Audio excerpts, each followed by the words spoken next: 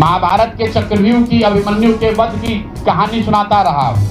स्वयं भगवान कृष्ण थे, फिर भी अभिमन्यु को घेर कर छल से मार दिया गया।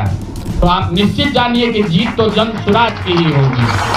पैसा देकर उनका वोट खरीदने का गुनाह नहीं किया है। जिन लोगों ने ये गुनाह किया होगा, अगर वो आज जीत भी गए हैं तो उनको उसका हिसाब देना ही पड़ेगा। वो आज दे या कल दे, वो होगा ही होगा। मैं पिछले 2.5-3 सालों में अपने वक्तव्यों में अक्सर महाभारत के चक्रव्यूह की, अभिमन्यु के वध की कहानी सुनाता रहा।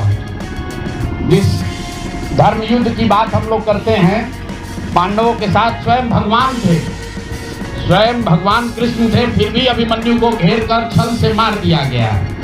लेकिन उसके आगे की भी एक कथा भी है कि अभिमन्यु को मार दिया गया, लेकिन उससे महाभारत नहीं जीता गया। महाभारत जीता तो अंत में वही जो सही रास्ते पर था, जो धर्म के साथ था।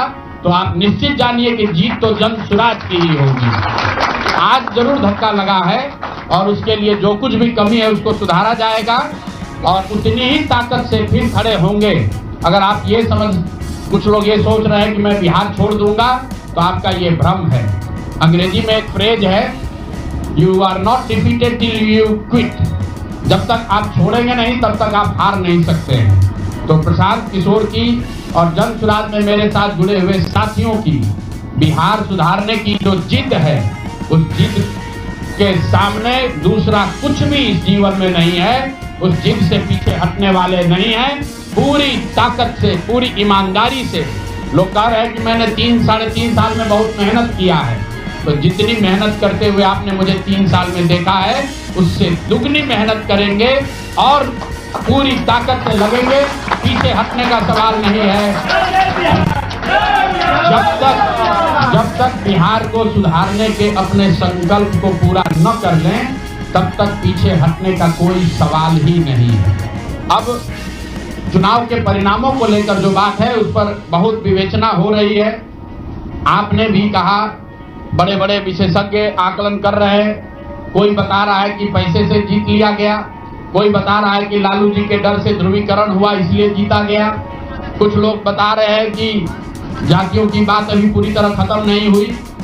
मैं यहाँ चुनाव के विश्लेषण के लिए नहीं बैठा, लेकिन एक बात तो बिल्कुल स्पष्ट है कि पहली बार स्वतंत्र भारत के इतिहास में और खासकर बिहार में पहली बार ऐसा हुआ है कि कोई चुनाव जिसमें सरकार ने करीब 40,000 करोड़ रुपया जनता के पैसे को खर्च करने का वादा किया है। और मुझे लगता है कि वही एक कारण है जिसकी वजह से एनडीए को इतना बड़ा बहुमत मिला है। मैं सिर्फ आपके ध्यान में लाना चाहता हूं कि 10,000 रुपए की बड़ी चर्चा हो रही है। लोग बता रहे हैं कि 10,000 पर लोगों ने वोट बेच दिया। बिल्कुल नहीं है, ये बात सही नहीं है। मेरा आज भी ये यकीन है कि 10,000 रुपए के लिए बिहार के लोग अपना वोट, अपना बच्चों का भविष्य नहीं बेचेंगे। अगर 10,000 रुपए को आप जोड़िएगा तो प्रतिदिन 5.5 रुपया हुआ।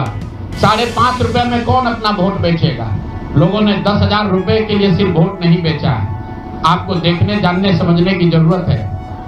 और इस पर यह बहस भी हो रहा है। सत्ता में जो लोग आए हैं वो कह रहे हैं भैया हम तो सरकारी योजना चला रहे थे। जो विपक्ष में है वो कह रहा है हम योजना नहीं चला रहे थे, आप पैसा देके वोट खरीद रहे थे। आगे की न्यूज के लिए वीडियो को लाइक कीजिए और चैनल को सब्सक्राइब कीजिए।